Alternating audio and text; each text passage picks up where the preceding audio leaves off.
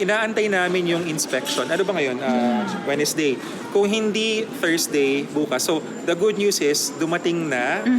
Hindi ko alam yung exact quantity, pero may dumating ng quantity, somewhere in the range of 200 to 300,000. Kasi diba yung 400 something, hindi ko memoryado 400 something thousand bottles yung first tranche.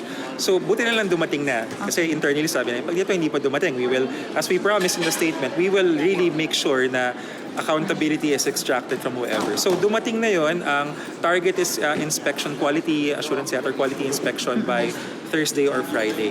So we're hoping if all things go on schedule, dapat magsimula na yung mag-distribute. Kung hindi Friday, baka this weekend or sa Monday. Pero kasama rin dun sa statement na sinabi ko na ini-emphasize ko at nakikita ko rin bilang isang social media user, hindi lahat ng mga treatment hubs nagkaroon ng shortage.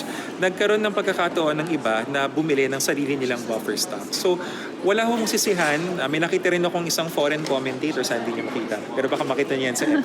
May foreign commentator na kinikriticize niya ang PhilHealth at ang DOH. Sabi naman namin, at ito na yung statement namin, actually as early as January, December, meron ng mitigation measures and advisories. And the proof is, maraming mga treatment hubs, hindi nawawala, nabibigay pa rin ng full parang allocation.